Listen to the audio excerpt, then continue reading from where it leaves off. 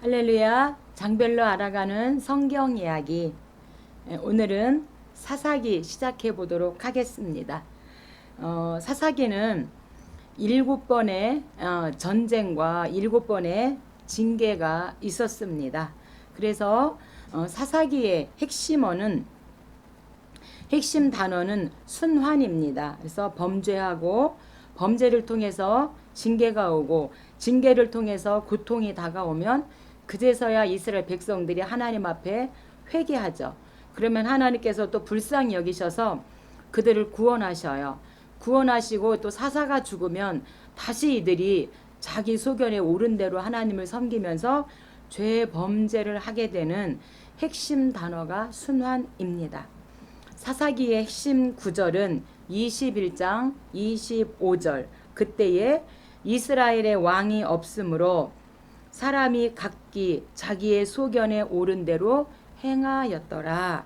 그래서 그때 이스라엘의 왕이 없으므로 사사가 죽으면 또 다 각자 자기 소견에 옳은 대로 하나님을 섬기다 보니까 계속해서 순환하여 범죄하고 징계받고 고통당하고 회개하고 다시 구원을 받고 재범죄하는 이 악순환이 계속해서 7번씩 이렇게 이들이 어려움을 당하게 되어지는 것을 볼 수가 있습니다.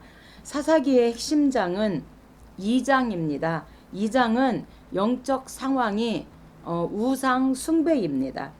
핵심장은 사사기의 서론으로서 사사시대가 도래하게 된 배경은 물론 사사시대의 범죄의 악순환의 전형적 패턴을 이루고 있는데 우상 숭배죠. 사사가 죽으면 다시 자기 소견에 옳은 대로 우상 숭배를 하다가 결국에는 또 범죄와 징계를 당하게 되고 고통 가운데 하나님 앞에 다시 부르짖어 회개하는 이런 악순환이 계속해서 이루어지고 있습니다. 사사기 2회입니다. 사사기는 여호수아 시대와 대조적으로서 여호수아에서는 순종하는 백성이 하나님의 능력을 신뢰하는 가운데 땅을 정복하죠. 그러나 사사기는 불순종하며 우상 숭배하는 백성이 그들의 하나님께 대한 반역 때문에 거듭거듭 패배하고 실패하는 것을 말씀해 주고 있습니다. 죄에 빠졌다가 구원을 얻는 과정이 7차례에 반복되는 가운데 사사기는 이스라엘이 얼마나 하나님의 율법을 도외시하고 그 대신에 각각 그 소견에 옳은 대로 행하였는지 잘 보여주고 있습니다. 하나님의 율법을 무시하면 결국 내부의 그 부패와 외부의 침략이라는 결과밖에는 얻을 것이 없다는 것을 교훈하고 있습니다. 사사기의 주제입니다. 사사기의 주제는 너무나 심각한 이 부패한 인간의 범죄사를 고발하는 기록인 동시에 그 범죄자를 끝없이 그럼에도 불구하고 하나님이 사랑하셔서 용서해 주시고 새 삶을 주시는 하나님의 사랑에 대한 피어린 증언을 우리가 알 수 있습니다. 사사기는 누가 기록했는가? 사사기의 저자입니다. 사사기의 저자는 누구인지 알려져 있지 않지만 사무엘이나 또는 그의 선지생도 중 하나가 기록했을 거라고 하는 견해를 가지고 있습니다. 사사기의 기록 연대는 BC 1050년경 끝난 사사시대 이후 다윗이 예루살렘을 점령하여 여부수족을 축출한 BC 1004년 이전에 기록되었을 것으로 보고 있습니다. 왜 사사기를 기록했는가? 사사기 기록 목적입니다. 사사기는 여호수아가 죽은 때로부터 이스라엘에 대한 블레셋 족속의 군사적 위험이 가중되던 때까지의 기간을 배경으로 삼고 있습니다. 그리고 이때의 특징은 한마디로 아직 백성을 다스리는 왕이 따로 없었기 때문에 백성들이 각각 자기 소견에 옳은 대로 행동하였다는 것입니다. 이러한 사실과 관련하여 우리 본서, 이 사사기의 본서의 저자는 본서를 기록한 목적에 대하여 추정해 볼 수 있는데, 그것은 첫째, 사사시대와 같은 혼란기에 일어난 이스라엘 백성의 정치적, 도덕적, 종교적 쇠퇴를 설명하기 위해서 기록했고요. 두 번째는 그 결과 이스라엘 공동체의 운명이 어떻게 되었는가를 증거함으로써 후세대들에게, 후손들에게 교훈을 주기 위하여 기록했다고 하는 사실입니다. 셋째는 비록 왕이 없던 시대라도 하나님께서는 사사 12명의 사사를 통하여 당신의 그 백성들을 다스리고 이스라엘 백성들을 구원하셨다고 하는 그런 증거를 삼기 위하여 하나님께서 기록했다고 하는 사실입니다. 사사기에서 어떻게 우리가 그리스도를 볼 수 있는가? 본서에 등장하는 사사들은 이스라엘의 정치적, 군사적 통치자였을 뿐만 아니라 백성들을 신앙적으로 교훈하는 영적 지도자이었습니다. 이런 점에서 12명의 그 사사들의 그 재반 활동을 오늘날 영적 이스라엘 백성인 성도들의 왕이자 구속주이신 예수 그리스도의 사역을 예표한다고 우리가 볼 수 있습니다. 그러면 사사기가 1장부터 21장까지인데 대략 우리가 개요로 나눠본다면 1부, 2부, 3부 이렇게 나눠볼 수가 있습니다. 1부는 1장부터 3장 6절까지 이스라엘의 가나안 정복 실패에 대해서 말씀하고, 2부는 거듭 반복된 선민의 타락과 구원으로 3장 7절부터 16장 31절까지를 2부로 보고요. 3부는 민족 분열과 신앙 타락의 참상에 대해서 17장부터 마지막 21장까지 이렇게 대략 1부, 2부, 3부로 나누어 볼 수가 있습니다. 1부 이스라엘의 가나안 정복 실패는 가나안 완전 정복 실패입니다. 그래서 유다 족속, 베냐민과 유다 요셉 족속, 스불론, 아셀, 납달리, 단 족속 가나안을 완전히 정복하지 못한 것에 대해서 말씀하고 있고, 두 번째 완전 정복 실패에 대한 하나님의 심판으로 여호와의 사자의 심판 선포, 출애굽 경험 세대의 죽음, 이스라엘의 타락과 사사시대의 시작, 이스라엘을 시험하려고 남겨두신 열국들을 다루고 있습니다. 이분은 13장 7절부터 16장까지 거듭 반복된 선민의 타락과 구원에 대해서 말씀하고 있습니다. 그래서 이들이 거듭 반복된 선민의 타락과 구원은 이제 12명의 사사를 세워서 하나님을 이스라엘 백성들을 이끌어 가시고 구원하시는 과정을 말씀하고 있습니다. 첫 번째 남부 지역의 사사 통치로 온니엘, 에훗, 삼가를 말씀하고 있습니다. 그래서 우리가 첫 자만 딴다면 옷에삼, 그래서 온니엘, 에훗, 삼갈에 대해서 이 세 사사는 남부 지역에서 활동한 사사이고요. 두 번째 북부 지역, 북쪽에서 활동한 사사가 있는데 바로 4장과 5장 드보라입니다. 여선지자 드보라와 바락이 이제 북부 지역의 사사로 일을 하고 있고요. 세 번째는 중부 지역의 사사입니다. 그래서 6장부터 9장까지가 기드온 이야기고 10장이 이제 돌라와 야일, 그래서 기드온, 돌라, 야일 세 명의 사사가 중부 지역에서 사역을 하게 되었고요. 그 다음에 동쪽입니다. 네 번째 동부 지역의 사사는 이제 사사 입다입니다.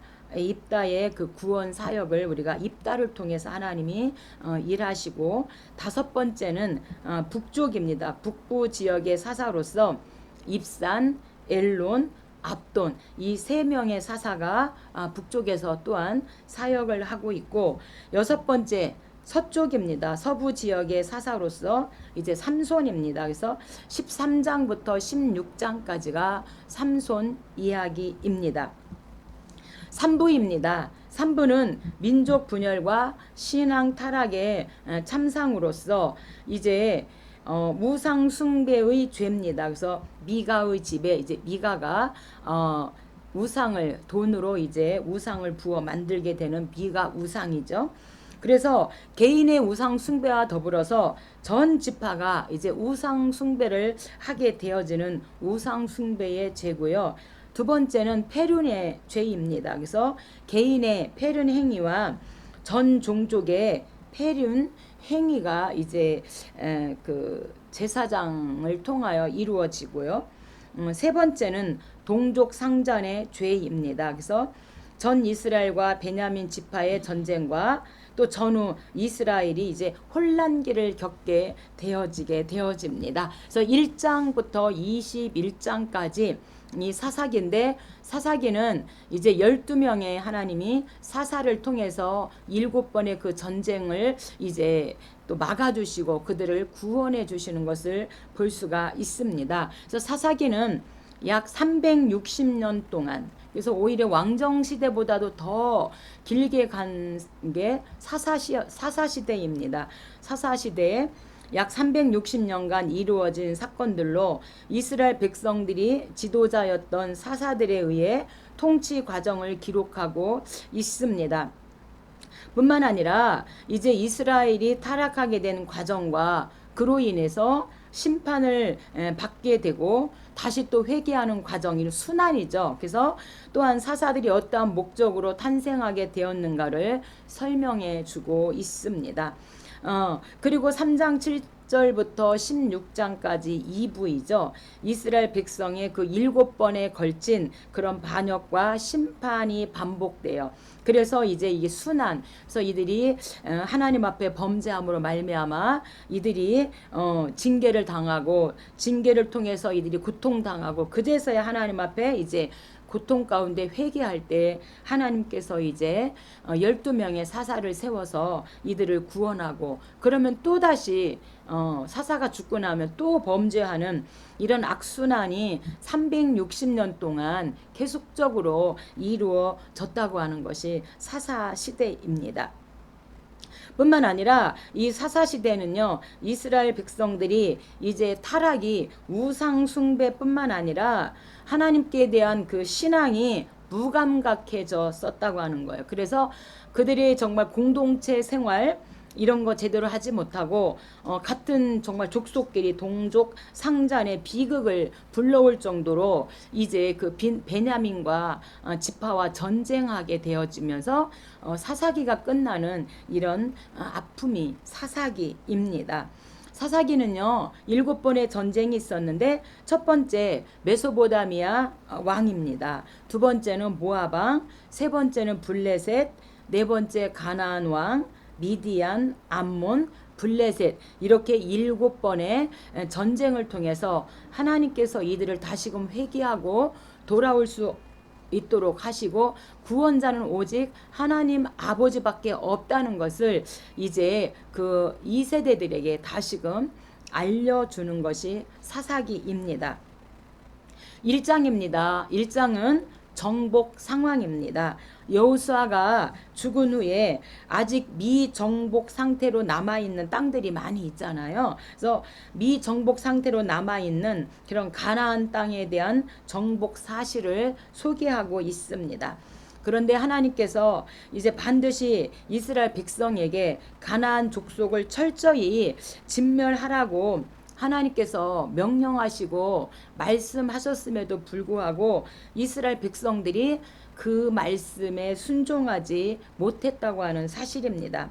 그래서 본서 전체를 통해서 반복되는 타락의 배경에 대해서 말씀하고 있습니다. 성경 갖고 계신 분은 같이 찾아보면서 말씀을 읽으면 좋을 것 같습니다. 1절입니다.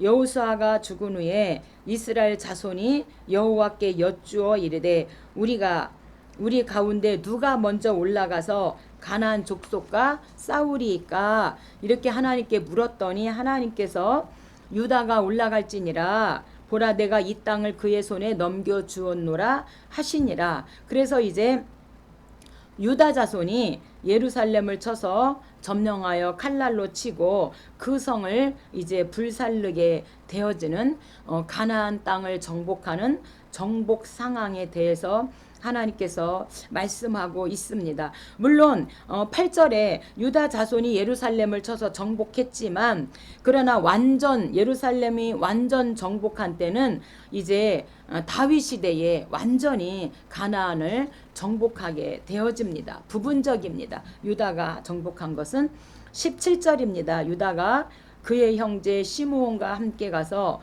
가나안 족속을 쳐서 그곳을 진멸하였으므로 그 성의 이름을 호르마라 하니라.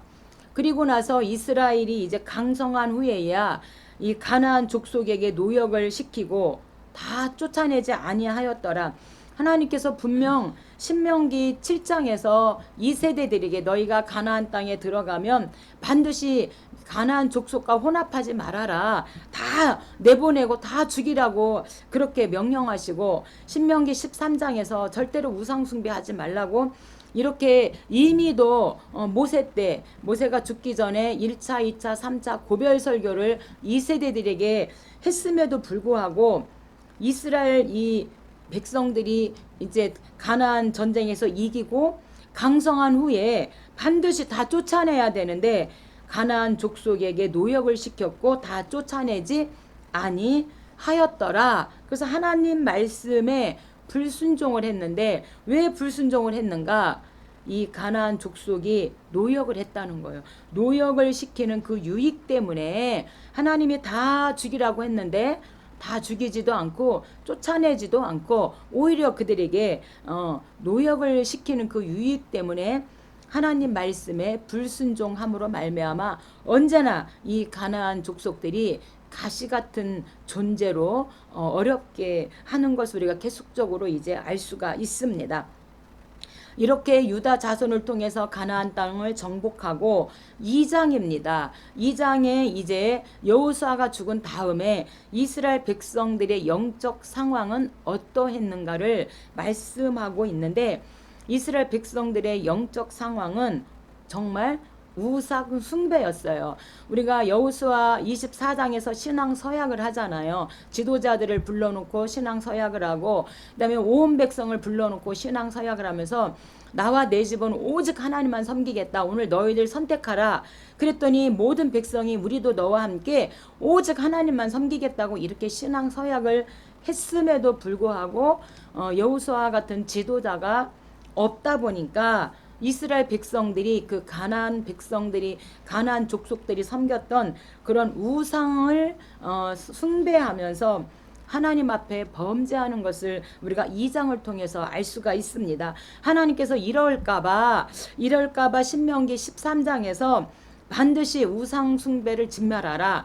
아내라도 자식이라 할지라도 뭐 친척이라 할지라도 친구라 할지라도 우상 숭배하는 사람이라면 다 가차없이 다 죽이고 진멸하라고 하나님께서 말씀하셨음에도 불구하고 이들이 하나님의 그 말씀에 다 순종하지 못했다고 하는 사실입니다. 그래서 사사기는 정말로 지도자의 중요성을 다시 한 번 더 우리들에게 일깨워주고 있습니다. 사사시대 직전의 그 상황과 사사시대 전반에 걸쳐 나타난 이스라엘의 패역한 모습을 말씀해주고 있습니다. 하나님은 우상 숭배로 부패해진 가나안인들을 쫓아내라고 하나님께서 명령하셨습니다. 그럼에도 불구하고 그들은 그 명령을 거부하고 가나안 7 족속의 그 종교를 받아들여서 이제 불행을 자초하게 되어집니다. 하나님께서 하나님의 말씀을 계속해서 신명기 11장 저주와 축복, 신명기 27장 에발산에서 저주를 말할 때 아멘할 것이요 그리심산에서 축복을 말할 때 아멘할 것이요 신명기 28장도 저주와 축복입니다. 하나님 말씀을 지켜 행하면 축복을 받지만 하나님 말씀을 지켜 행하지 않으면 반드시 저주를 받을 것이라 말씀했음에도 불구하고 이들이 가나안 종교를 받아들여서 스스로 불행을 자초합니다. 그래서 이스라엘의 그 잔존한 그 가나안 땅의 원주민들이 이스라엘 역사에 있어서 언제나 가시 같은 존재로 남아 있는 것을 우리가 2장을 통해서 알 수 있는데, 오늘 저와 여러분의 마음속에도 이렇게 가시 같은 이 가나안 족속의 이런 7족속의 우상들이 내 안에 잔존해 있다면 우리는 어서속히 불행을 자초하지 말고 다 없애버리고 진멸해야 될 줄 생각합니다. 2절입니다. 너희는 이 땅의 주민과 언약을 맺지 말며 그들의 제단들을 헐라하였거늘 너희가 내 목소리를 듣지 아니하였으니 그러므로 그들이 가나안 그 족속들이 너희 옆구리에 가시가 될 것이고 그들의 신들이 너희의 올무가 되리라 하였노라. 하나님께서 다시금 2절과 3절을 통해서 그들이 가시가 되고 올무가 될 거라고 말씀합니다. 이스라엘 백성들이 하나님 말씀에 불순종한 이유가 1장에서도 말했지만 노역을 시키는 그 유익 때문에 하나님 말씀에 불순종하고 받을 축복을 이들이 저주로 바꾸는 것을 우리가 1장과 2장을 통해서 알 수가 있습니다. 11절입니다. 이스라엘 자손들이 악을 행하여 바알들을 섬기며 애굽 땅에서 그들을 인도하여 내신 그들의 조상들의 하나님 여호와를 버리고 다른 신들 곧 그들의 주위에 있는 백성의 신들을 따라 그들에게 절하여 여호와를 진노하시게 하였으되. 그리고 13절에 보니까 그들이 여호와를 버리고 바알과 아스다롯을 섬겼으므로 여호와께서 그들을 위하여 사사들을 세우실 때에는 그 사사와 함께 하셨고 여호와께서 그들을 대적의 손에서 구원하셨으니.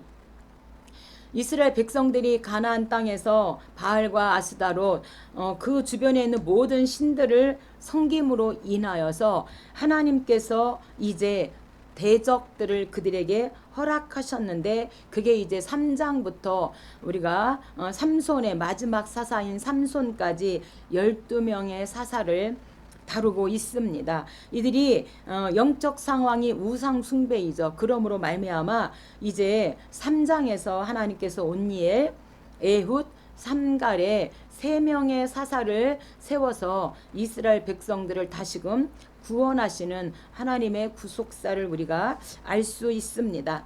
3장입니다. 본장 서두에서 하나님이 가나안 땅에 이방 세력을 남겨주신 이유를 말씀하고 있습니다. 이방 세력을 남겨두신 그 이유는 가나안 정복 전쟁을 경험하지 못했던 그 2세대들에게 전쟁을 통해서 하나님의 은총과 하나님 앞에 순종했을 때 그 깨닫게 되는, 그 순종했을 때 그들이 복을 받게 되는 그 영적인 순결 상태를 시험하시기 위해서 하나님께서 이제 그들에게 가나안의 그 이방 세력들을 남겨 두셨다고 말씀하고 있습니다. 첫 번째 사사인 온니엘입니다. 이 온니엘은 유다 집하고 40년 동안 치리하게 되어지는데, 이제 하나님께서 2장에서 이들이 계속해서 우상 숭배를 하니까 이제 메소보다미아 구산 니사다임을 통해서 이제 8년 동안 메소보다미아 그 왕을 섬기게 되어지는 엄청난 이제 그 전쟁을 가져다 주고 종살이할 수 있는 우상 숭배로 말미암아 8년 동안 섬기도록, 그래서 하나님을 섬기지 못하는 이런 어려움을 주니까 그제서 이제 또 이스라엘 백성들이 하나님 앞에 이제 그 고통을 통해서 이들이 회개하니까 하나님께서 구원자를 보내주신 게 바로 온니엘 사사입니다.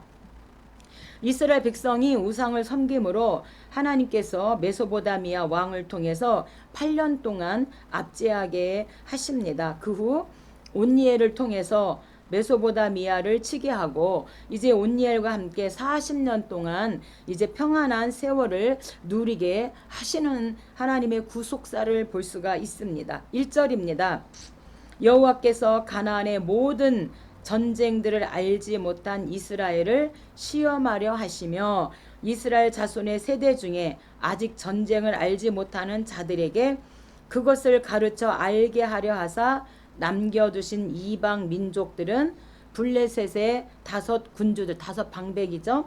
가나안 족속, 시돈 족속, 히비 족속입니다. 그래서 남겨두신 이 이방 민족들로 이스라엘을 시험하사 그들의 조상들에게 이르신 명령들을 순종하는지 알고자 하셨더라. 그래서 이들의 삶의 현장에 문제들을 남겨놓으신 이유는 하나님 명령에 순종하는지 그것을 알게 하기 위해서 하나님께서 문제들을 남겨놓으셨다고 오늘 1절로 3절에 말씀하고 있는데, 오늘 우리의 삶 속에서도 항상 이런 문제들이, 이 문제 지나면 괜찮겠지 하면 또 다른 문제가 우리에게 주어지는데, 항상 하나님과 하나님께 순종하라고, 순종의 여부를 알기 위해서 하나님께서 때로는 우리의 삶의 문제 속에, 현장에 이런 문제들을 허락해 주시는 것이 한량없는 하나님의 은혜고, 겹길로 가지 못하도록 오직 하나님만 바라보라고 하는 것 같습니다. 8절입니다. 메소보다미아 왕 구산 니사다임을 8년 동안 섬겼더니 이스라엘 자손이 여호와께 부르짖음에, 8년 동안 이제 섬기면서 엄청난 고난을 당하고 고통을 당하니까 그제서야 이스라엘 백성들이 하나님 앞에 나와서 하나님 살려주세요, 하나님 살려주세요, 우리를 불쌍히 여겨달라고 그제서야 하나님 앞에 부르짖어 기도하는 모습을 볼 수가 있습니다. 마치 애굽에서 이들이 정말 너무나 고통스러우니까 하나님께 부르짖을 때 하나님께서 그들의 부르짖음을 권념하시고 모세를 이제 구원자를 세우신 것처럼 이들이 하나님께 이제 부르짖으니까 하나님께서 한 구원자를 세워서 그들을 구원하시니 바로 그가 누구냐면 갈렙의 아우 그나스의 아들 온니엘이라고 말씀하고 있습니다. 그래서 이 온니엘에게 10절에 보니까 여호와의 영이 그에게 임하였으므로 그가 이스라엘 사사가 되어 나가서 싸울 때에 온니엘의 손이 구산 니사다임을 이기니라. 아멘. 하나님께서 이제 이 온니엘을 사사로 세우시고 그에게 하나님의 영으로 충만케 주시니까, 부어주시니까 두려움 없이 이제 나가서 전쟁을 할 수 있는 담대함을 주시고, 뿐만 아니라 전쟁을 모르는 이 세대들에게 하나님이 하시면 이긴다, 하나님이 하시는 전쟁은 이기는 전쟁이니 너희는 절대로 하나님만 믿고 따라오라고, 순종하고 따라오라고 이들에게 이렇게 가르쳐 주시고 이들에게 공부를 시키는 것을 볼 수가 있습니다. 이렇게 구산 니사다임을 이제 온니엘이 전쟁에서 이김으로 말미암아 11절에 그 땅이 평온한 지 40년에 온니엘이 죽었더라. 그래서 온니엘이 있는 동안에 40년 동안은 이스라엘 백성들이 우상도 섬기지 않고 온니엘과 함께 정말 하나님을 잘 섬겼던 것을 볼 수가 있습니다. 오늘 이 온니엘 사사를 통해서 우리가 생각해야 할 것은, 이 지도자의 그 필수 조건은 여호와의 영이 충만히 임해야 한다고 하는 사실입니다. 오늘 저와 여러분이 각자의 가정에서도 믿음이 정말 있고 그래도 기도하는 사람을 그 집안에 또 그곳 있는 어떤 직장이든 어디에 하나님께서 사사로 또는 선교사로 세워서 우리로 하여금 하나님의 영광을 드러내고 복음을 전할 수 있도록 우리에게 그렇게 세우신 줄로 믿습니다. 근데 우리가 하나님의 영이 충만하면 두려움 없이 복음을 전할 수가 있는데, 우리가 하나님의 영으로 충만하지 않으면 생각을 막 하게 돼. 내가 복음을 전했을 때 이 사람이 어떻게 받아들일까, 막 이런 생각을 우리가 하게 되는데, 성령이 충만하면 그 영혼을 바라보고 우리가 복음을 전하게 되지 전하잖아요. 그래서 우리도 온니엘처럼 이렇게 하나님의 영으로 충만했으면 좋겠습니다. 온니엘이 이제 죽고 나니까 또 이스라엘 백성들이 지도자가 없으므로 자기 마음에 또 저기 한 대로 하나님을, 자기 생각에 옳은 대로 하나님을 섬기다 보니까 또다시 이스라엘 백성들이 악한 신들을 섬기게 되어집니다. 그러니까 그냥 그대로 놔두면 이들이 또 하나님께 돌아오지 않고 그들이 영 구원받을 수 없기 때문에 하나님의 그게 사랑이죠. 하나님께서 이제 모압 사람을 이스라엘에게 보내게 되어져서 모압 사람에게 이제 이스라엘 백성들이 압제를 당하는데 자그마치 18년 동안 모압 사람에게 압제를 당하고 고통을 당하게 되어집니다. 그런데요, 야, 우리가 첫 번째 온니엘은 8년 동안 압제를 당했지만 이 두 번째는 이제 18년 동안 어떻게 그들이 그렇게 하나님 앞에 회개하지 않고 압제를 당하면서 18년 동안 그렇게 참고 살 수 있었을까? 우리는 어떤 일을 당하면 바로 하나님, 저의 잘못이 무엇이에요? 하나님, 내가 무슨 뭘 잘못했을까요? 하나님, 깨닫게 해주세요. 막 이렇게 하나님께 묻지 않나요? 그런데 저는 이렇게 준비하면서 18년 동안 어떻게 이들이 정말 우상을 섬기면서 하나님께 돌아오지 않고 하나님 앞에 구원해 달라고 기도하지 않았을까? 정말 대단하다. 이런 생각을 제가 해보았습니다. 그렇지만 그래서 이제 18년이 지나니까 그제서야 이스라엘 백성들이 하나님 앞에 이제 하나님 잘못했다고 용서해 달라고 이들이 부르짖어 기도하니까 하나님께서 이제 누구를 세우시냐면 에훗을 세우십니다. 에훗은 베냐민 지파의 사람으로 이제 에훗을 통해서 하나님께서 이제 모압으로부터 구원하고 80년 동안 자그마치 80년 동안 이제 평안한 삶을 살아갈 수 있도록 하나님께서 에훗을 구원자로 세우시는 것이 두 번째 사사입니다. 12절입니다. 이스라엘 자손이 또 여호와의 목전에 악을 행하니라. 첫 번째 사사인 온니엘이 죽으니까 이스라엘 백성들이 또 지도자가 없으므로 각자 자기 소견에 오른 대로 하나님을 섬기다 보니까 또 하나님 목전에 악을 행했다는 것은 우상 숭배를 했다는 것입니다. 여호와께서 모압 왕 에글론을 강성하게 하사 그들을 대적하게 하심에 모압 왕 에글론이 암몬과 아말렉 자손들을 모아 가지고 와서 이스라엘을 쳐서 종려나무 성읍을 점령한지라. 이에 이스라엘 자손이 모압 왕 에글론을 18년 동안 섬기니라. 대단하죠. 정말 대단합니다. 그렇게 오랜 세월 동안 모압 왕을 섬기면서 어떻게 그렇게 압제하에 살 수 있었는지, 하나님 앞에 빨리 회개하지 않았는지 18년을 섬기다가 이제 15절 이스라엘 자손이 여호와께 부르짖음에 그제서야 하나님 살려주세요. 하나님 잘못했어요. 용서해 주세요. 다시는 우상 숭배 안 할게요. 하나님 떠나지 않을게요. 이렇게 이들이 18년 만에 하나님 앞에 회개했다는 거예요. 그러니까 하나님께서 한 구원자를 세우셨는데 바로 베냐민 사람 게라의 아들 왼손잡이 에훗을 하나님께서 세우십니다.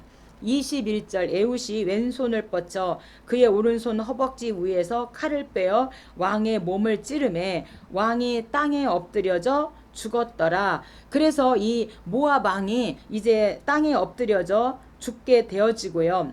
29절 그때에 모압 사람 약 10,000명을 죽였으니 모두 장사여 모두 용사라. 한 사람도 도망하지 못하였더라. 그래서 드디어 그날에 모압이 이스라엘 수하에 굴복함에 그 땅이 80년 동안 평온하였더라. 지도자 잘 만나니까 80년 동안 이스라엘 백성들이 평온하게 하나님을 섬기고 하나님을 사랑하면서 이들이 살아가게 되어집니다.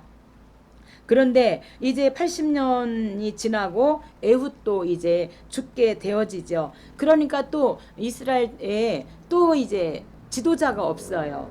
그러니까 또다시 이들이 하나님 앞에 이제 범죄하게 되어지고, 그래서 하나님께서 이들이 이제 부르짖어 기도할 때 세 번째 사사인 삼갈을 세우게 되어집니다. 삼갈은 이제 소모는 막대기 하나로 이스라엘을 구원하는데 블레셋으로부터 이제 이들이 고난을 당했는데 블레셋 600명을 이제 소모는 막대기 하나를 가지고 이 블레셋 사람 600명을 죽이고 이제 이스라엘을 구원하는 것을 볼 수가 있습니다. 오늘 저와 여러분은 이 성경 66권이잖아요. 66개의 말씀의 지팡이를 가지고 우리가 지역을 살리고 가정을 살리고 나라를 살리고 세계를 복음화하면은 정말로 우리 주님이 얼마나 기뻐할까요? 우리가 말씀의 지팡이 붙잡고 그렇게 우리가 말씀에 의지해서 우리가 살리는 일을 했으면 좋겠습니다. 31절입니다. 예후 후에는 아낫의 아들 삼갈이 있어 소모는 막대기로 블레셋 사람 600명을 죽였고 그도 이스라엘을 구원하였더라. 그래서 소모는 막대기는 이 나무 끝에 날카로운 그 새를 붙인 것이에요. 그래서 이것을 외양간 청소할 때 또는 밭갈이 할 때 사용했는데 이 소모는 막대기 하나 가지고 블레셋 사람 600명을 쳐 죽였다는 것은 하나님의 영, 성령이 함께하기 때문에 이 큰 일을 할 수 있었다고 생각합니다. 항상 우리가 이 사사들처럼 우리가 성령이 충만할 때 모든 것을 이기고 죄를 이기고 마귀를 이기고 환경을 이기고 진리로 나를 다스릴 수 있게 되어지지 않을까요? 이렇게 우리가 3장에서 3명의 사사고 3장에서 자그마치 40년 80년 또 이 삼갈은 몇 년이라고 얘기를 안 해요. 그러면은 100한 3, 40년 이렇게 3장에서 다루고 있습니다. 4장과 5장은 구약의 여자 선지자, 여선지자 드보라를 들어서 하나님이 이스라엘을 구원하는 4장과 5장입니다. 4장입니다.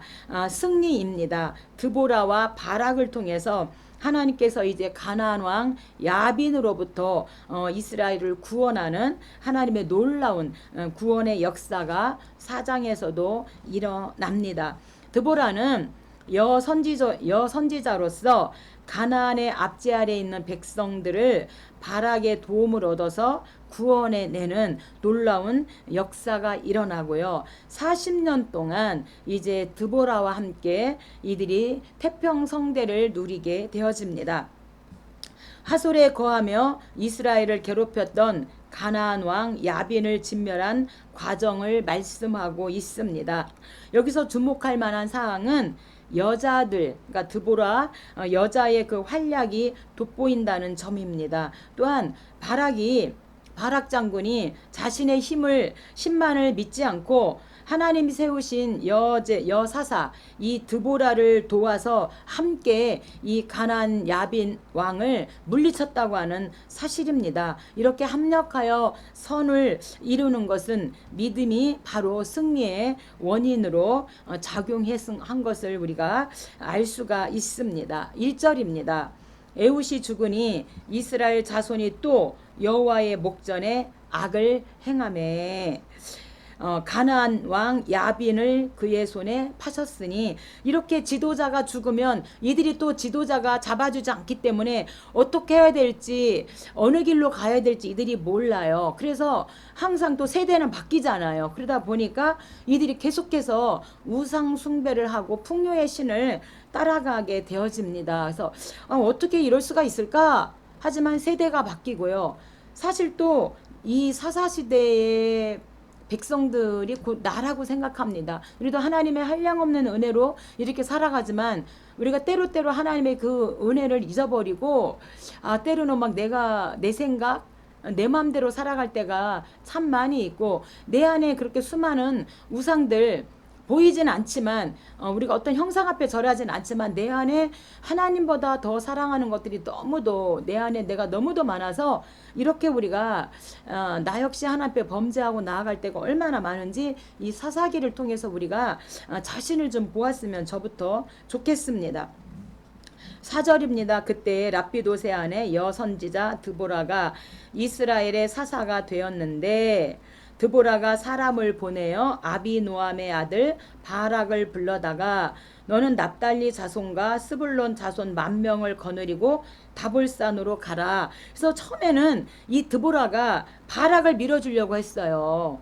그런데 이 바락이 그래서 7절이죠. 내가 야빈의 군대장관 시스라와 그의 병거들과 그의 무리를 내 손에 넘겨주리라. 바락 네가 해. 그랬는데 바락이 8절에요. 바락이 그에게 이르되 당신이 나와 함께 가지 아니하면 나도 가지 아니하겠노라. 그래서 정말 장군이지만 하나님의 영이 거하는 사람은 여선지자 드보라였다는 거예요. 드보라가 바락을 밀어주고 네가 해 라고 했는데 아니라고, 당신이 함께 가지 않으면 나는 가지 않겠다고. 그래서 하나님께서 이제 드보라를 통해서 일하시는 것을 볼 수가 있습니다. 9절이죠. 이르되 반드시 너와 함께 가리라. 바락 장군이 말하고 있는 거예요. 그러나 내가 이번에 가는 길에서는 영광을 얻지 못하리니 이는 여호와께서 시스라를 여인의 손에 파실 것임이라 하고, 드보라가 일어나 바락과 함께 게데스로 가니라. 시스라가 기절하여 죽으니라. 그래서 이제 여선지자 드보라를 통해서 가나안 왕 야빈으로부터 이스라엘을 구원하시는 하나님의 구원을 볼 수가 있습니다. 구약의 여선지자가 5명 나옵니다. 오늘 4장과 사사기 4장과 5장에 나오는 드보라가 있고요. 우리가 이미 공부한 출애굽기 15장 승리 노래, 미리암이 홍해를 건너고 이제 선지자 중에 하나로서 막 북을 치면서 하나님을 막 마음껏 찬양한 미리암이 있고요. 그 다음에 세 번째는 역대하 34장 요시야 왕 때 이제 요시야 왕에게 무기또 전쟁 가지 말라고 이렇게 예언한 선지자가 훌다 여선지자가 있고요. 그 다음에 노야다가 있습니다. 노야다는 거짓 선지자로서 느헤미야를 죽이려고 한 사람이 노야다 여선지자고요. 그 다음에 누가복음 2장에 84년 안나가 있습니다. 이 84년 안나는 이제 과부로서 아기 예수님을 성전에서 기다리면서 오직 하나님 그 예수님을 기다리며 기도한 사람이 84년 과부 안나입니다. 그래서 5명의 여선지자들을 우리가 구약에서 볼 수 있습니다. 5장입니다. 5장은 4장에서 이제 가나안 왕 야빈을 죽이고 물리쳤기 때문에 승리의 노래를 이제 부르게 되어지는 5장 노래, 승리 노래입니다. 출애굽기 15장 미리암이 홍해를 건너고 많은 여인들과 함께 그 홍해를 건너게 하신 그 하나님을 찬양하고 이제 영광 올린 것처럼 이 드보라도 승리하게 하신 가나안 왕 야빈을 이기게 하신 그 하나님 앞에 찬양하고 노래로 영광 올려드립니다. 이 시는, 이 노래시는 적을 물리친 영광스러운 승리를 기념하여 부른 노래로서 1절부터 11절은 승리의 비결이 어디에 있었는지를 밝히는 믿음의 노래이고, 승리를 축하하는 노래로서 전투에 적극적으로 참여한 자들과 함께 축복과 기쁨을 나누는 노래이고요. 또한 하반절은 그렇지 못한 자들에게 신랄한 저주와 책망을 선포하는 것을 우리가 알 수가 있습니다. 1절입니다. 이날에 노래하여, 이날에 드보라와 바락이 노래하여 이르되 그때에 남은 귀인과 백성이 내려왔고 여호와께서 나를 위하여 용사를 치시려고 내려오셨도다. 하나님께서 내려오셔서 이 전쟁의 주인이 되셔서 이기게 하신 것이지, 하나님이 전쟁하셔서 이긴 거지 사실 우리의 힘으로는 이길 수 없어요. 그래서 그 하나님을 마음껏 찬양하는 노래입니다. 그래서 우리의 삶의 현장에 이 전쟁의 현장에 하나님이 내려오시니까 그 전쟁을 이길 수 있는 것처럼 오늘 저와 여러분의 삶의 현장에 우리 주님이 내려오시면 무엇이든지 승리할 수가 있습니다. 아멘. 우리가 그 주님을 소망하고 언제나 그 주님을 의지할 때 하나님께서 반드시 어떤 상황에서도 이길 수 있는 믿음을 주실 줄 믿습니다. 이렇게 4장과 5장 여선지자 드보라 이야기, 그래서 가나안 왕 야빈을 물리치고 40년 동안 평안을 누리게 하셨습니다. 그리고 6장, 7장, 8장, 9장 자그마치 4장이 기드온 이제 사사 이야기입니다. 6장입니다. 6장 소명입니다. 기드온이 이제 하나님으로부터 소명을 받게 되어지는 이제 소명이고요. 중부 지역 사사입니다. 이제 이들이 또다시 드보라가 죽으니까 또 이들이 어디로 돌아가냐면 우상 숭배로 돌아가게 되어지고 하나님을 진노하게 하니까 하나님께서 이제 미디안 사람과 아라비아 여러 족속을 들어서 7년 동안 또 이제 압제를 당하게 함으로 말미암아 이들이 하나님 앞에 부르짖어 기도할 때 이제 기드온을 세우게 되어지는 6, 7, 8, 9장 기드온 사사입니다. 자, 그런데 소명을 받을 때 기드온이 하나님 앞에 표징 3가지를 구하게 되어지지요. 그래서 이스라엘의 사사로 기드온이 부름받는 그런 과정과 미디안의 그 전투를 준비하는 과정을 이제 말씀해 주고 있습니다. 하나님은 이스라엘을 미디안의 압제로부터 해방시키기 전에 먼저 우상 숭배를 타파하라고 명령하십니다. 기드온은 미디안 사람과 아라비아 여러 족속이 7년 동안 이스라엘 백성을 괴롭힐 때 기드온이 일어나서 300명의 용사와 함께 이제 미디안 사람 15,000명과 싸워서 승리를 하는 것이 6, 7, 8 이제 기드온 이야기라고 보면 좋겠습니다. 그리고 기드온도 이제 40년 동안 기드온이 사는 날 40년 동안 이스라엘 백성들이 태평성대를 누리게 되어지는 사사 기드온 이야기입니다. 7절입니다. 이스라엘 자손이 미디안으로 말미암아 여호와께 부르짖었으므로. 그래서 7년 동안 미디안으로부터 또 이들이 엄청나게 압제를 당하니까 그제서야 우리가 그래서 이들이 항상 전쟁의 신 하면 하나님이라고 이렇게 오해했다는 거예요. 풍요의 신은 바알과 아세라고 이렇게 생각했다는 거에서 전쟁이 일어나면 하나님께 빨리 이들이 돌아서는 거예요. 야, 우리가 또 잘못했구나. 빨리 하나님께로 돌아가자. 이렇게 이들이 착각하고 살았다고 하는 것입니다. 11절 여호와의 사자가 아비에셀 사람 요아스에게 속한 요아스의 아들 기드온이 미디안 사람에게 알리지 아니하려 하여 밀을 포도주 틀에서 타작하더니. 그래서 이 기드온은요, 그리고 소명을 하나님 앞에 표징을 3번씩이나 구하는 정말로 소심하고 좀 연약한 사람 중에 하나였어요. 그러니까 하나님으로부터 성령의 감동으로 성령의 충만함을 받기 전까지는 이렇게 알리지 않고 몰래 포도주 틀에서 타작할 뿐만 아니라 한 번만 하나님이 보여줘도 믿어야 되는데 3번씩이나 막 표징을 구하면서 하나님 왜 나예요? 나같이 연약한 사람을 왜 하나님 쓰십니까? 막 이러면서 이렇게 소심하고 연약한 기드온이었는데 하나님께서 3번의 그런 표징을 통해서 응답하시고 성령의 충만함 하나님의 영으로 충만하게 하니까 그 미디안의 전쟁에서 크게 이기고 15,000명을 죽이는 엄청난 대용사로 쓰임받게 되는 걸 우리가 알 수 있습니다. 그래서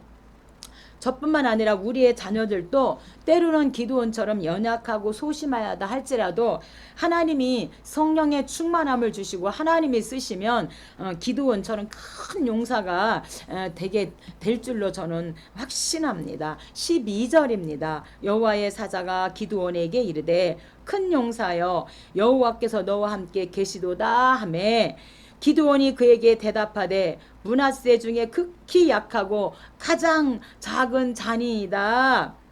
하나님 왜 저예요? 하면서 17절에 그렇다면 하나님 제가 큰 용사라면 주 되시는 표징을 내게 보여주세요. 이렇게 하나님 앞에 표징을 구하게 되어집니다. 그래서 19절에 기드온이 가서 염소 새끼 하나를 준비하고 가루 한 에바로 무교병을 만들고 고기를 소쿠리에 담고 국을 양푼에 담아서 상수리 나무 아래 그에게로 가져갔다. 천사에게 이제 가져갑니다. 그러니까 20절에 하나님의 사자가 그에게 이르되, 천사가 그에게 이르되 고기와 무교병을 가져다가 이 바위에 놓고 국을 부으라. 그래서 기드온이 그대로 이제 바위 위에 다 올려놓고 국을 부었어요. 그랬더니 여호와의 사자가 손에 잡은 지팡이 끝을 내밀어 대니까 고기와 무교병과 이제 그런 국을 부었는데 불이 바위에서 나와서 고기와 무교병과 그 국을 다 살라버려요. 그러니까 내가 너와 함께 하니까 너는 걱정하지 말고 미디안과 전쟁해라. 하나님이 이렇게 이제 표징을 보여주셨어요. 그럼에도 불구하고 미디안이 하나님 한 번으로는 전 믿을 수가 없어요. 아시잖아요. 저의 연약함을. 하나님 또 한 번 보여주세요. 그래서 두 번째 표징을 구합니다. 두 번째 표징이 37절이죠. 보소서 내가 양털 한 뭉치를 타장 마당에 두리니 만일 이슬이 양털에만 있고 주변 땅은 마르면 주께서 이미 말씀하심 같이 내 손으로 구원할 줄을 내가 알겠습니다. 이렇게 하나님 앞에 두 번째 표징을 구했더니 하나님께서 그대로 이제 주변 땅은 마르고 양털에만 이슬이 있는 거예요. 그러니까 또 39절에 하나님 정말로 노하지 마옵소서 한 번만 제가 더 하나님 제가 한 번만 더 하나님께 묻겠습니다. 그리고 39절에 하나님께 여쭈어 주여 내게 노하지 마옵소서 내가 2번만 말하리이다 구하옵나니 내가 2번만 양털로 시험하게 하소서 원하건대 이번에는 반대로 양털만 마르고 그 주변 땅에는 다 이슬이 있게 하옵소서 하였더니 그 밤에 하나님이 그대로 행하시니 그래서 이렇게 세 번의 그 표징과 세 번의 그 응답을 통해서 이제 기드온이 확신을 가진 거예요. 확신을 갖고 이제 그 미디안과 그 전쟁에 임하게 되어지는 게 7장 승리입니다. 그런데 이제 300명의 그 용사와 함께 전쟁에 나가게 되어지는데 원래는요 엄청난 많은 사람들이 왔거든요. 300명에 불과한 기드온의 군대가 미디안의 대군을 이제 물리치게 되어집니다. 물론 기드온의 탁월한 그런 전략과 또 승리의 보탬도 있지만 무엇보다도 누가 함께 하셔요? 하나님이 함께 하시고 하나님이 도와주셨기 때문에 이런 전쟁에서 이길 수 있었다고 하는 사실입니다. 항상 우리는 잘 돼도 그게 내가 잘해서 잘 되는 게 아니라 언제나 배후에 하나님이 우리와 함께 하시고 하나님이 우리를 도와주신다는 걸 잊어서는 안 될 줄로 믿습니다. 하나님은요 아무리 적은 수요라 할지라도 하나님께 순종할 때 아무리 적은 수요가 300명이잖아요. 그 어떤 대적도 물리칠 수 있다는 사실을 오늘 300명의 용사를 통해서 하나님이 보여주고 있습니다. 2절입니다. 여호와께서 기드온에게 이르시되 너를 따르는 백성이 너무 많은즉 스스로 자랑하기를 내 손이 나를 구원하였다 할까 함이니라. 너는 백성의 귀에 외쳐 이르기를 두려워 떠는 자는 누구든지 돌아가라 이렇게 말하라고 했어요. 그래서 기드온이 두려워 떠는 자는 다 돌아가시오 이렇게 했더니 몇 명이 돌아갔냐면 원래 32,000명이 모였는데 22,000명이 돌아갔어요. 그리고 남은 사람이 두려움 없이 남은 사람이 10,000명이에요. 근데 하나님께서 10,000명도 많다는 거예요. 10,000명도 많으니 이 10,000명을 가지고 5절에 이 10,000명을 물가로 내려가서 이제 물을 먹게 하라는 거예요. 그래서 이제 이 10,000명을 물가로 데리고 가서 물을 먹으라고 했더니 이렇게 막 개같이 엎어져서 이렇게 막 핥아 먹는 사람이 9,700명이고 300명은요 무릎 꿇고 이렇게 물을 딱 떠서 좌우를 이렇게 살피면서 이렇게 물을 먹는 거예요. 그러니까 하나님께서 그래 이 9,700원 보내 이 정신무장이 확고한 언제든지 엎어져서 물을 먹으면 저기 와서 탁 치면 끝나는 거예요. 근데 무릎 꿇고 좌우를 살피면서 물을 먹으니까 적이 오는지 살피면서 먹는 이 정신무장이 된 300명과 전쟁하겠다. 나머지 9,700명도 다 보내라. 이렇게 하나님이 말씀하셔서 9,700명을 보내고 이 정신무장이 확고한 이 300명의 용사와 함께 이제 미디안과 전쟁을 하게 되어진 것이죠. 그래서 이제 20절에 세대가 나팔을 불며 항아리를 부수고 맨손에 횃불을 들고 여호와와 기드온의 칼이다 하고 각기 제자리에 서서 그 진영을 에워싸매 그 온 진영의 군사들이 뛰고 부르짖으며 도망하였는데 300명이 나팔을 불 때에 여호와께서 그 온 진영에서 친구끼리 미디안 사람 그 군인들 친구끼리 칼로 치게 하심으로 적군이 도망하여 아멘. 그래서 이제 전쟁의 승패는 누구에게? 하나님께 있다는 거예요. 아멘이죠. 하나님이 그곳에 역사하시고 하나님이 그곳에 개입할 때 그 전쟁은 이길 수 있는 거예요. 300명 가지고 15,000명을 다 물리칠 수 있는 건 하나님이 함께 하셨기 때문에 할 수 있다고 하는 사실입니다. 그래서 우리 인생의 성공과 실패도 하나님께 있어요. 근데 실패했다고 낙심할 것도 없어요. 다시 이스라엘 민족처럼 회개하고 하나님께 돌아오면 하나님께서 다시금 우리를 이끌어 주시고 다시금 우리를 구원하시고 새로운 길을 하나님께서 열어주시는 걸 믿으시기 바랍니다. 벌써 시간이 다 되었습니다. 다음 주에 기드온 사사 이야기 8장부터 이어서 해보도록 하겠습니다. 감사합니다.